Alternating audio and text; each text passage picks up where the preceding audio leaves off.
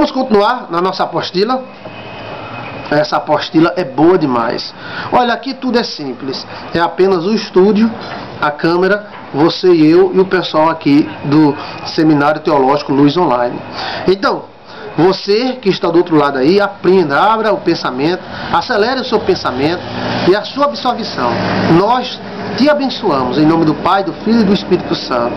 Que o Espírito Santo de sabedoria e graça recaia sobre você e que te abençoe, que te ilumine e que você seja uma bênção. Então, se você estiver cansado, dê uma paradinha, descanse um pouquinho e volte. Separe um lugar onde você possa ouvir e entender o que se está falando. Essa parte de Teologia Sistemática 2 é uma parte importantíssima no nosso seminário e ela foi elaborada através de estudos em livros da CPAD, em livros das igrejas batistas e principalmente no autor Eurico Bergstein, que é um teólogo abençoadíssimo.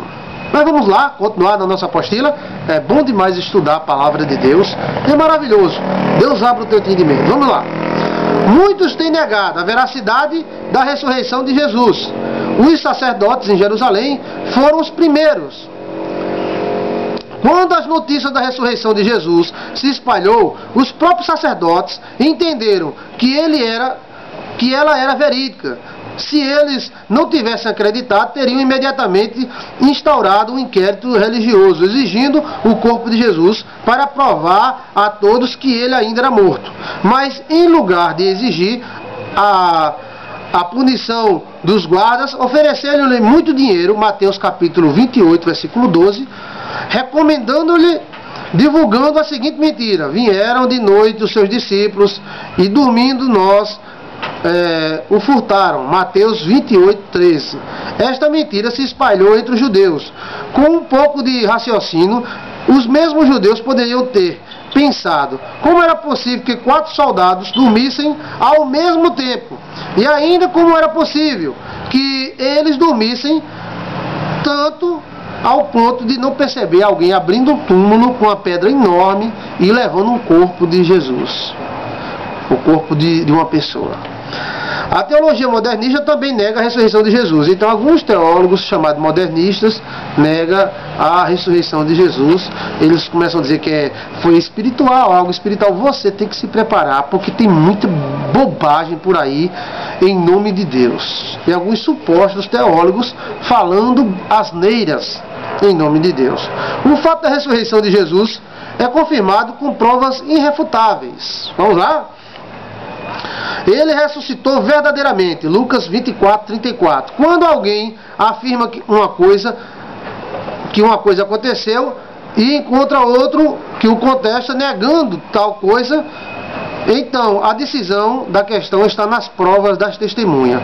A ressurreição de Jesus é um fato histórico, comprovado, tanto como qualquer outro fato de importância. Vejamos, pois, alguns fatos que provam a ressurreição de Jesus. Testemunhas. Primeiro, testemunhas viram Jesus ressuscitado. Lucas escreve em Atos 1:3 que Jesus, depois de ter padecido, se apresentou vivo com muitas e infalíveis provas. Vejamos aqui as testemunhas que, de modo harmonioso, simples e sem nenhuma contradição, deram o seu testemunho uniforme: Jesus ressuscitou. Maria Madalena, quando ela estava junto ao sepulcro vazio, viu Jesus, mas pensava que fosse um hortelão, ou seja, o guardião dos sepulcros, o jardineiro. Quando, porém, Jesus disse Maria, ela o conheceu. João, capítulo 20, versículo 11 a 18. As mulheres que voltaram do sepulcro, Mateus, capítulo 20, versículo 9, também viram. Pedro, ouviu-se entre os discípulos a notícia, já apareceu a Simão. Lucas, capítulo 24, 34 e 1 Coríntios 15, 5. Os 2 discípulos em caminho para Emaús eram Cleófas e talvez Lucas, que encontraram Jesus no caminho. Não o conheceram, mas quando ele em sua casa partiu o pão, eles o conheceram. Era realmente Jesus. Lucas 24, 13 e 35. Marcos 16, 12 e 13. Os 11 discípulos, menos Tomé, também viram o Senhor Jesus. João, capítulo 20, 36 a 43. Os 11 discípulos junto com Tomé, João capítulo 20, versículo 36 a 43, também viram. Então viram os discípulos junto com Tomé e viram os discípulos sem Tomé. E Jesus, ele passou muito tempo antes de subir aos céus. Não foi ressuscitar e ir embora no outro dia, não. Pedro, com mais 6 discípulos, os quais haviam ido pescar, João 21, 1 ao 23. Mais de 500 crentes, dos quais muitos ainda viviam quando Paulo, no ano 59, escreveu a primeira epístola aos Coríntios, em 1 Coríntios capítulo 15, versículo 6. Tiago, em 1 Coríntios 15, 7, o filho mais velho de José e Maria. Marcos 6, 3. Antes da morte de Jesus não era crente, mas agora havia crido em Jesus Cristo.